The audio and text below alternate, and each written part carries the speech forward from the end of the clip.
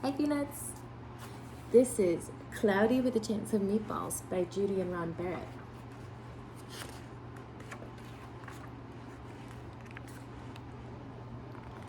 We were all sitting around the big kitchen table. It was Saturday morning, pancake morning. Mom was squeezing oranges for juice. Henry and I were betting on how many pancakes we each could eat, and Grandpa was doing the flippin'. Seconds later, something flew through the air, headed towards the kitchen ceiling, and landed right on Henry. After we realized that the flying object was only a pancake, we all laughed, even Grandpa. Breakfast continued quite uneventfully. All the other pancakes landed in the pan, and all of them were eaten, even the one that landed on Henry. That night, touched off by the Pancake Incident at breakfast, Grandpa told us the best tall-tale bedtime story he'd ever told. Across an ocean, over lots of huge bumpy mountains, across 3 hot deserts and 1 smaller ocean, there lay the tiny town of Chew and Swallow. In most ways, it was very much like any other tiny town. It had a main street lined with stores, houses with trees and gardens around them, a schoolhouse, about 300 people, and some assorted cats and dogs. But there were no food stores in the town of Chew and Swallow. They didn't need any. The sky supplied all the food they could ever want. The only thing that was really different about Chew and Swallow was the weather. It came 3 times a day, at breakfast, lunch, and dinner. Everything that everyone ate came from the sky. Whatever the weather served, that was what they ate. But it never rained rain. It never snowed snow. And it never blew just wind. It rained things like soup and juice. It snowed mashed potatoes and green peas, and sometimes the wind blew in storms of hamburgers.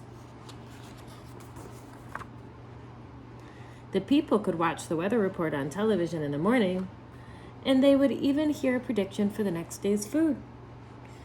When the townspeople went outside, they carried their plates, cups, glasses, forks, spoons, knives, and napkins with them. That way they would always be prepared for any kind of weather. If there were leftovers, and there usually were, the people took them home and put them in their refrigerators in case they got hungry between meals. The menu varied. By the time they woke up in the morning, breakfast was coming down. After a brief shower of orange juice, low clouds of sunny-side-up eggs moved in, followed by pieces of toast, butter and jelly sprinkled down for the toast, and most of the time it rained milk afterwards. For lunch one day, frankfurters, already in their rolls, blew in from the northwest at about 5 miles an hour. There were mustard clouds nearby. Then the wind shifted to the east and brought in baked beans. A drizzle of soda finished off the meal.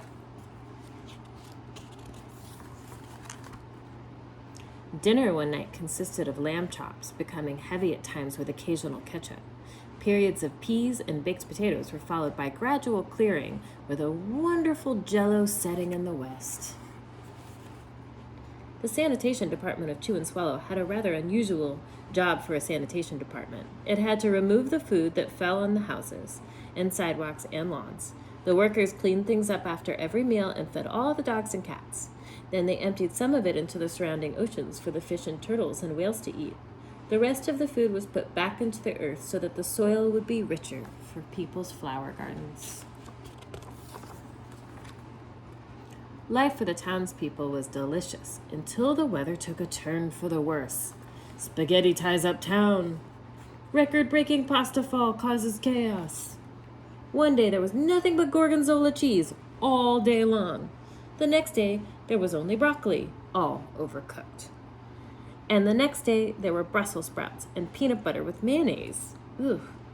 Another day there was pea soup fog. No one could see where they were going, and they could barely find the rest of the meal that got stuck in the fog. The food was getting larger and larger, and so were the portions. The people were getting frightened. Violent storms blew up frequently. Awful things were happening. One Tuesday, there was a hurricane of bread and rolls all day long and into the night.